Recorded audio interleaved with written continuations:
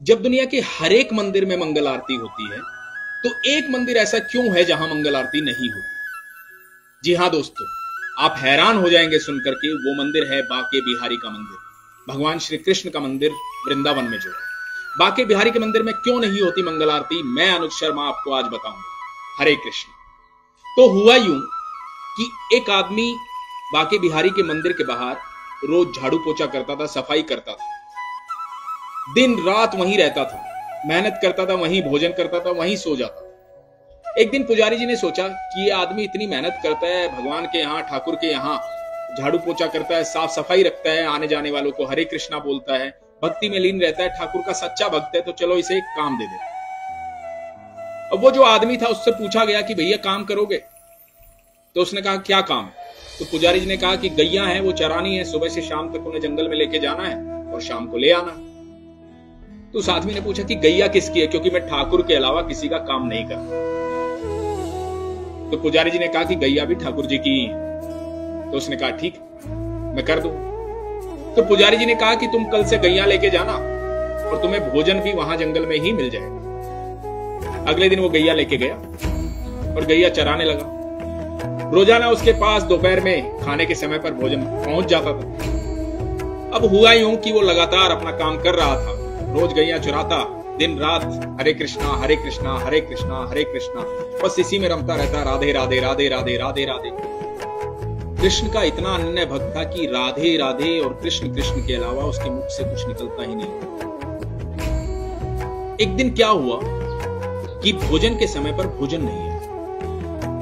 जब भोजन के समय पर भोजन नहीं आया तो उसे बड़े जोर की भूख लगी थी, वो चिंता में आ गया। उसने सोचा कि आज भोजन आया नहीं, पुजारी जी ने भोजन भेजा नहीं, या उनके जो बंदे हैं वो भोजन लेके आए नहीं, तो ये तो मैं शिकायत करूंगा जाकर के, मुझे भूख लगी है बहुत, अब शाम तक यहीं रहना और गैयों को तो बीच में मैं छोड़ नहीं सकता।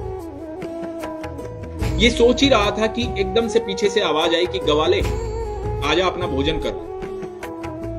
और उसने उस तरफ देखा तो वहां देखा तो कोई भी नहीं था। एक पेड़ के पास लाल मखमली कपड़े में कुछ बंधा हुआ रखा। वो गवाला वहां गया, उसने जाके देखा कि वहां तो भोजन रखा हुआ है।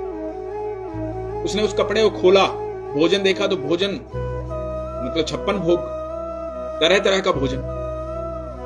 तो गवाले ने मन ही मन कहा कि आज भोजन बहुत ज्यादा बना है और अलग अलग तरह के पकवान बने हैं, तो बनाने में थोड़ा समय लग गया, शायद इसलिए देरी से आया।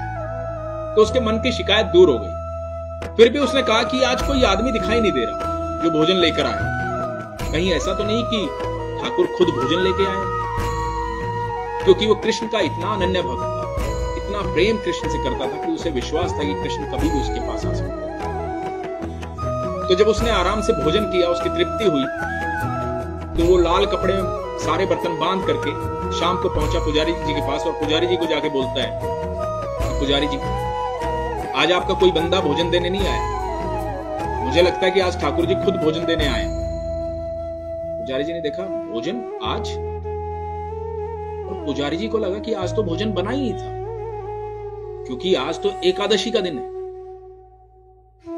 आज तो व्रत है। और पुजारी जी ने देखा उसके हाथ में वो लाल मखमली कपड़े में जो बर्तन है, वो बर्तन है जिसमें रोज ठाकुर जी का भोग लगता है, जिसमें खुद ठाकुर जी भोजन करते हैं। तो पुजारी जी ने पूछा कि कोई भी तुम्हें देने नहीं आया था? बोले नहीं, मुझे तो एक आवाज आई थी, उसने कहा गवाले भोजन कर ले, मैं वहां गया तो वहां कोई मिला ही नहीं। पुजारी जी को लगा कि वाह, ठाकुर जी मिले आज इसे, ठाकुर जी स्वयं इसके लिए भोजन लेकर गए। तो पुजारी जी ने सोचा कि ठाकुर जी का इतना अनन्य भक्त है तो इसको मंदिर से दूर नहीं भेजता। तो पुजारी जी ने कहा कि आज से तुम्हारी जो ड्यूटी है वो यहीं पर है। तो उसने कहा मतलब? बोला मतलब ये कि रात को चौकीदारा तुम करो, मंदिर का ध्यान तुम रखो, कोई भी मंदिर में आए जाए नहीं, मंदिर के द्वार बंद होने के बाद तुम्हारी ड्यूटी शुरू हो, तो पूरी रात तुम पहरा दो। तो उसने कहा ठीक। तो उस रात से उस गवाले की जो है ड्यूटी शुरू हो, तो वो मंदिर की चौकीदारी कर रहा है। दोस्तों आधी रात को पता है क्या हुआ? आधी रात को स्वयं बाके बिहारी बाहर आए। बाके बिहारी बोले कि मुझे जाने दो, और उसने उसे रोक लिया। जब उस ग्वाले ने ठाकुर को रोक लिया तो ठाकुर जी ने पूछा, भाई मुझे क्यों रोक रहा है, मुझे तो जाने दे। बोला नहीं, मुझे पुजारी जी ने बोला है कि यहां से कोई भी आए जाए नहीं, तो मैं अपनी चौकीदारी पे हूं, तो आप भी अंदर जाइए और ये आराम का समय। ठाकुर जी ने कहा, भैया मुझे तो निधिवन जाना है, ये तो सदियों से मैं जाता आ रहा हूं, तो वहां जाने से क्यों रोक रहा है। तो बोला नहीं, आप नहीं जा सकते, आप अंदर जाइए। अब ठाकुर जी ने सोचा कि जो मेरा भक्त है बहुत ईमानदार है, अब क्योंकि ठाकुर जी तो बड़े चालाक हैं, सबको पता है। ठाकुर जी ने मोह लिया उसे, बोला कि अच्छा ऐसा करो कि तुम मेरे साथ चलो और कुछ समय वहां रह करके वापस आ जाएंगे, जब मैं यहां नहीं होऊंगा तो तुम चौकीदारी किसकी करोगे। अब वो मान गया, वो ठाकुर जी के साथ चल दिया।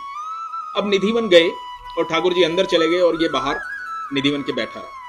सुबह होने वाली थी, इसे चिंता हो रही थी कि ठाकुर जी अभी मंदिर वापस नहीं गए तो पुजारी जी आने वाले होंगे, मंगल आरती का समय होने वाला।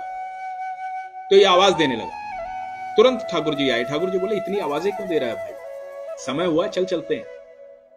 और ठाकुर जी इसके साथ वापस मंदिर आ गए। अब ठाकुर जी मंदिर आकर के मंदिर के अंदर चले गए, ये बाहर पहरा देने लगे।